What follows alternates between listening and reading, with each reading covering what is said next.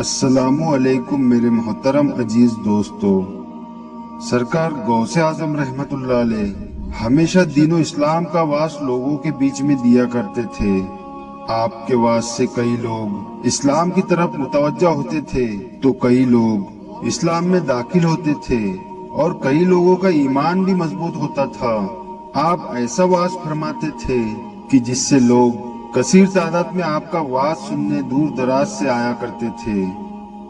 ایک مرتبہ کا ذکر ہے، سرکار غوث اعظم رحمت اللہ علیہ ایک مجلس میں وعظ فرما رہے تھے اور وہاں پر کثیر تعداد میں لوگ موجود تھے اور سب بڑے غور و فکر کے ساتھ آپ کا وعظ سن رہے تھے کہ اچانک وہاں پر ایک سخت ہوا چلنے لگی تو ایک چیل آپ کے مجلس کے اوپر سے منڈرانے لگی اور چلائے جا رہی تھی، جس سے حاضرین کی طبیعت پریشان ہوئی اور سب کا دھیان وعظ سے ہٹ کر اس چیل کی طرف چلا گیا۔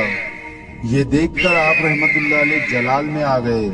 سرکار غوث اعظم رحمت اللہ علیہ کا جلال بڑا خطرناک تھا، کیونکہ آپ جب جلال میں آتے تھے تو آپ اتنے خطرناک کرشمے دکھاتے تھے کہ جس سے لوگوں میں خوف بھی ہوتا تھا اور لوگوں کا ایمان بھی تازہ ہوتا تھا۔ بہرحال سرکار غوث اعظم رحمت اللہ علیہ نے جلال کی نظر سے اس چیل کی طرف دیکھا اور فرمایا کہ اے ہوا، اس کو نیچے گرا دے اور اس کا سر تن سے الگ کر دے۔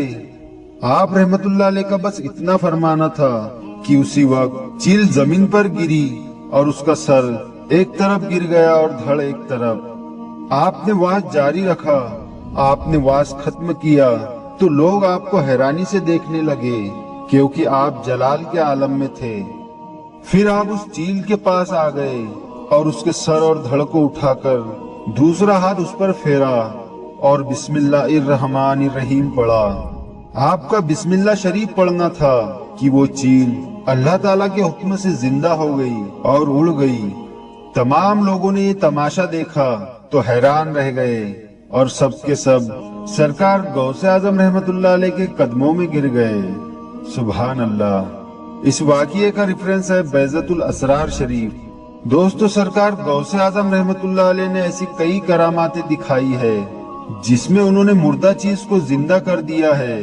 یہ چھوٹی سی مثال ہے سرکار غوث اعظم رحمت اللہ علیہ کی کرامات کی کہ انہوں نے ایک مردہ چیز کو زندہ کر دیا۔ سرکار غوث اعظم رحمت اللہ علیہ جس قدر رحم کرنے والے ہیں اور کرم کرنے والے ہیں، اسی طرح وہ جلالی بھی ہے۔ واقعی سرکار غوث اعظم رحمت اللہ علیہ ایک بڑے ہی عالی مقام بزرگ ہے۔ سرکار غوث اعظم رحمت اللہ علیہ کے چاہنے والے اور ماننے والے ہی سمجھ سکتے ہیں کہ سرکار غوث اعظم رحمت اللہ علیہ کس مقام کی بزرگ ہے۔